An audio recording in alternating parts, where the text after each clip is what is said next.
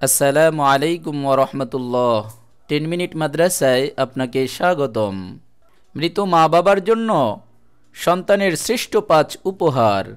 ইসলাম মা বাবাকে সন্তানের সুশিক্ষা নিশ্চিত করার নির্দেশ দিয়েছে, যেন পৃথিবীতে তাদের জীবন স্বস্তিকর হয় এবং পরকালেও তাদের প্রতি কল্যাণের ধারা অব্যাহত থাকে। ইসলামের দৃষ্টিতে সুসন্তান পৃথিবীর শ্রেষ্ঠতম সম্পদ, কেননা মৃত্যুর পর মানুষ সীমিত যে কয়েকটি মাধ্যম দ্বারা উপকৃত হয়, সুসন্তান তার একটি। হাদিসের ভাষ্য মতে মৃত্যুর পর সন্তানের ভালো কাজ মা বাবাকে উপকৃত করে। তাই সন্তানের দায়িত্ব পরকালে মা বাবার আত্মার মুক্তি ও মর্যাদা বৃদ্ধির জন্য বেশি বেশি নেক আমল করা। শরীয়তের দৃষ্টিতে যেসব কাজের মাধ্যমে সন্তান তার মৃত মা বাবাকে লাভবান করতে পারে, তার মধ্য থেকে 5টি এই ভিডিওতে আলোচনা করা হলো। নাম্বার 1, দোয়া ও ক্ষমা প্রার্থনা। মৃত মা বাবার জন্য সন্তান সর্বদা দোয়া করবে। মা বাবার জন্য সন্তানের দোয়া এবং সন্তানের জন্য মা বাবার দোয়া আল্লাহ কবুল করেন। পবিত্র কোরআনেও মৃত ব্যক্তির জন্য দোয়াকারীর প্রশংসা করা হয়েছে।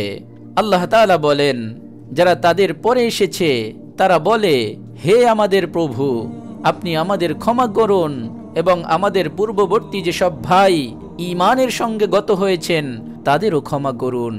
সূরা হাশর আয়াত নম্বর 10। রাসূলুল্লাহ সাল্লাল্লাহু আলাইহি ওয়াসাল্লাম বলেন, যখন তোমরা মৃত ব্যক্তির জানাজা পড়বে তখন তার জন্য নিষ্ঠার সঙ্গে দোয়া করবে। সুনান ইবনে মাজাহ হাদিস নম্বর 1564। নাম্বার 2, দান ও সাদকা।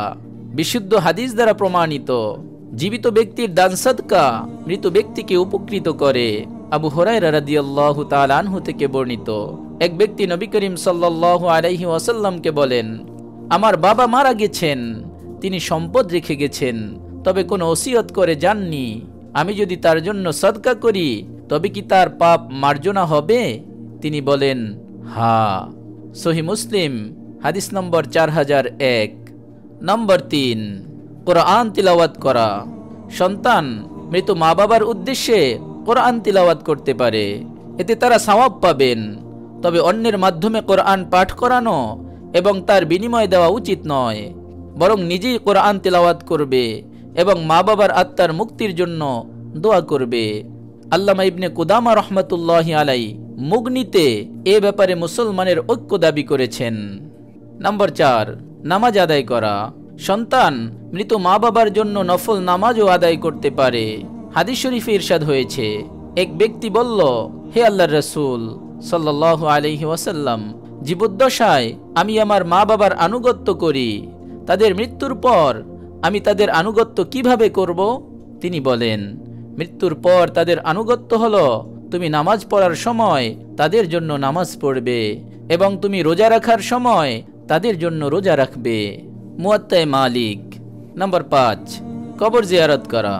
রাসূলুল্লাহ সাল্লাল্লাহু আলাইহি ওয়াসাল্লাম নিয়মিত মদিনার জান্নাতুল বাকি কবরস্থান জিয়ারত করতেন। মৃত আপনজন, আত্মীয় স্বজন ও সাহাবীদের জন্য দোয়া করতেন। চলার পথে কোনো কবর বা কবরস্থান পড়লেও মৃত ব্যক্তিদের জন্য দোয়া করতেন। আব্দুল্লাহ ইবনে আব্বাস রাদিয়াল্লাহু তাআলা আনহু থেকে বর্ণিত, নবী করিম সাল্লাল্লাহু আলাইহি ওয়াসাল্লাম মদিনার একটি কবরস্থান অতিক্রম করার সময় তার দিকে ফিরে বলেন, হে কবরবাসী, তোমাদের ওপর শান্তি বর্ষিত হোক, আল্লাহ আমাদের ও তোমাদের মাফ করে দিন, তোমরা আমাদের অগ্রগামী, আমরা তোমাদের পদাঙ্ক অনুসারী। সুনানে তিরমিজি হাদিস নম্বর 1053। এছাড়া হাদিস শরীফে মৃত ব্যক্তির জন্য হজ করার কথাও রয়েছে। ইসলামী স্কলাররা বলেন, সব ধরনের ভালো কাজের সওয়াবই মৃত মা বাবা লাভ করেন। আল্লামা ইবনে কাইয়িম রহমাতুল্লাহি আলাইহি বলেন, মৃত ব্যক্তির জন্য সবচেয়ে উপকারী হলো দাস মুক্তি। তার জন্য রোজা রাখার চেয়ে তার জন্য দান করা উত্তম। যে দানের মাধ্যমে গ্রহীতার প্রয়োজন পূর্ণ হয় এবং যার উপকারের ধারা অব্যাহত থাকে তা উত্তম।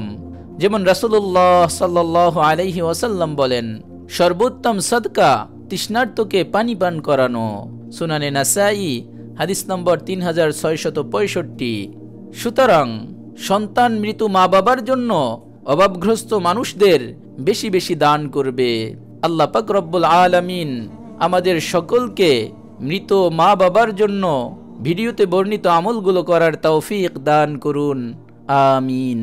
আপনি যদি এরকম ভিডিও আরও পেতে চান তাহলে আমাদের এই চ্যানেলটি সাবস্ক্রাইব করে পাশে রাখা বেল আইকনটি অন করে দিন।